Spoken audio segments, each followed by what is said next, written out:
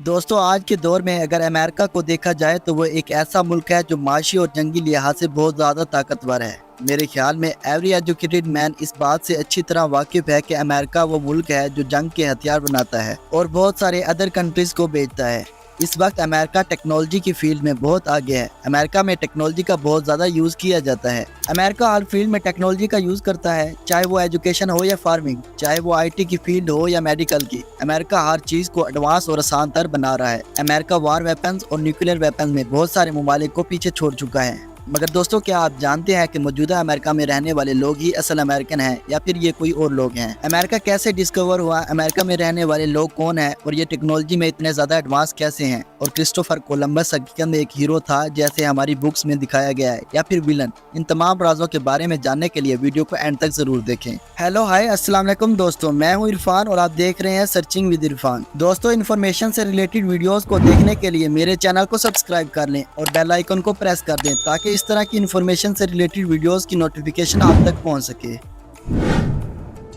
आज अमेरिका पूरी दुनिया में बहुत ज़्यादा ताकत रखता है। अमेरिका के पास दुनिया की स्ट्रॉन्गेस्ट आर्मी है। अमेरिका के पास एडवांस्ड न्यूक्लियर वेपन्स मौजूद हैं। आज के दौर में ज़्यादातर बिजनेस अमेरिकी डॉलर में होते हैं। दुनिया की सबसे बड़ी कंपनीज भी अमेरिका में मौजूद हैं। अमेरिका आज के दौर में बहुत सारे ममालिक पर अपनी खुफिया बादशाहत रखता है। अमेरिका गरीब कंट्रीज को पैसे पर खरीद लेता है और अपनी मर्जी से इनको हथियार और तेल वगैरह बेचता है और इन ममालिक में पॉलिटिशियन को खरीद कर अपनी मर्जी के फैसले करता है। अगर कुल मिलाकर देखा जाए तो अमेरिका पूरी दुनिया पर अपनी अलग ही पहचान रखता है। मगर दोस्तों आपको जानकर हैरानगी होगी कि अमेरिका पहले इस तरह नहीं था और असल अमेरिकन इतने ज्यादा एडवांस नहीं थे और ना ही इस कदर चालाक और मतलबी थे। असल अमेरिका के लोग तो नेक दिल, मेहनती और दोस्ताना थे।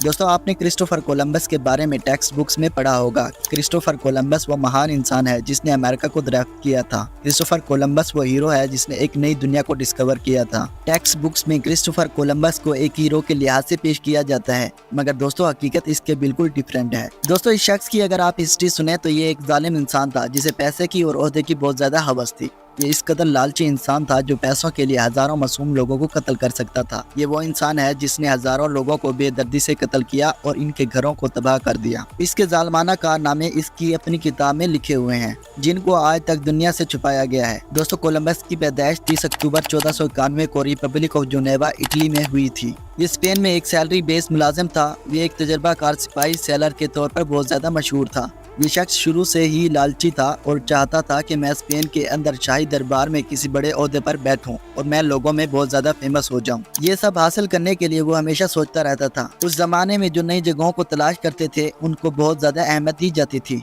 क्रिस्टोफर कोलंबस ने भी सोचा कि मैं दूसरी जगहों पर जाऊंगा और वहां से नई नई चीजों को डिस्कवर करूंगा जिससे मुझे बहुत सारा पैसा और दरबार में ओहदा भी मिलेगा और इससे मैं बहुत ज्यादा फेमस भी हो जाऊंगा। उस दौर में पुर्तगाली डिस्कवरी का काम करते थे। पुर्तगाली उस वक्त दूसरी डायरेक्शन में डिस्कवरी को निकले थे जबकि कोलंबस सब कॉन्टिनेंट यानी कि इंडिया की तलाश में निकला था। कोलंबस को पुर्तगालियों का साथ नहीं मिला तो वो स्पेन में चला गया। स्पेन के राजा और रानी इसाबेल ने कोलंबस की इस डिस्कवरी में मदद की और इन्होंने कोलंबस को बहुत सारे पैसे दिए।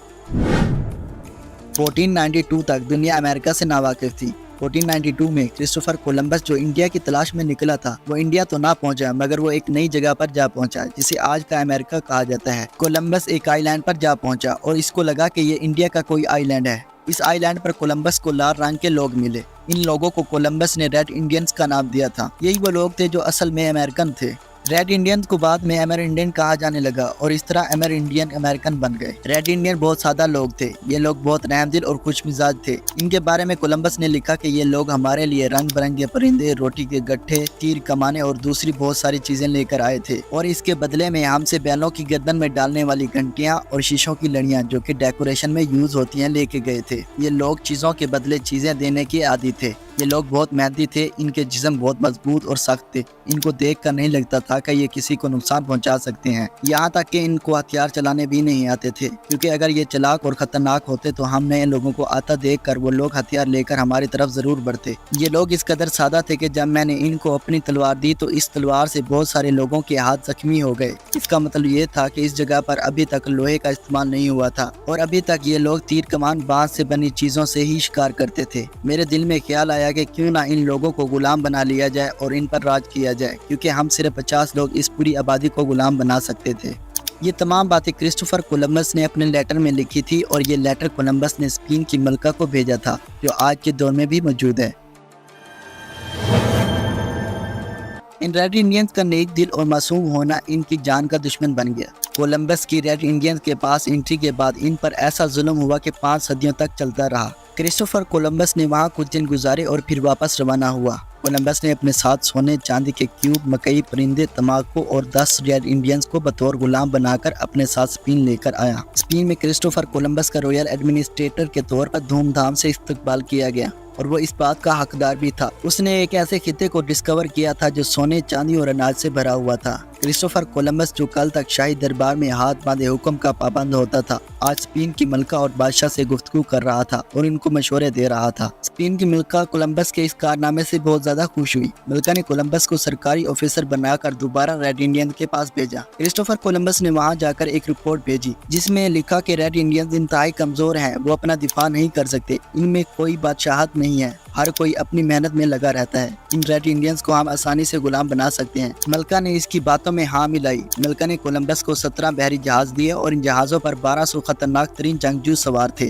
یہ 1200 لوگ آتی مجرم تھے اور اعلیٰ درجے کے ظالم تھے۔ اس کے علاوہ کولمبس کے جہازوں پر مال، مویشی، کتے، گھوڑے، تیر، سور اور بہت سارا اناج لوڈ تھا، جس سے صاف پتہ چل رہا تھا کہ کولمبس ان معصوم ریڈ انڈینز کو بے دردی سے قتل کرنے جا رہا تھا۔ یہ وہ دور تھا جب ریڈ انڈینز تباہ ہونے جا رہے تھے۔ دوستو، اس ویڈیو کا دوسرا پارٹ میں جلد ہی اپنے چینل پر اپلوڈ کروں گا۔ دوسرا پارٹ دیکھنے کے لیے میرے چینل کو سبسکرائب کر دیں۔